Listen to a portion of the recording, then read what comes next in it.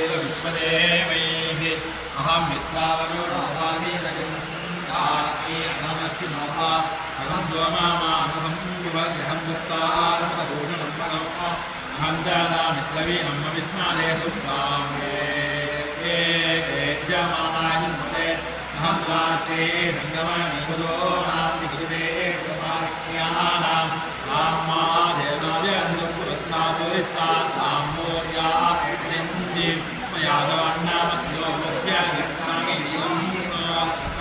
अमन्दोमान्दोपश्यन्ति शुदिषु दशत्युन्देव वदामि अहमेव स्वयमिदं वादामृतं देवेदे कुतमानोषयति यं कामयेनं तामत्तं योगममिदं ब्रह्मानन्दं जिन्दो देहा अहं बुद्धाय राजानामिब्रह्म वेदराजे अन्तबाहु आज्ञनाय समदं ज्ञानाज्ञानापृथिवीवेदा अहं योगे भद्रामस्य मोक्तं मयोनीरस्वा दस्यामृत्रे तदो विद्यते गुणानि विश्वोधामोद्यामृत्वानि अहमेव वादयोत्वा ज्ञानवानापुराणानि विश्वाः तदो दिवापदयेनाभिर्यते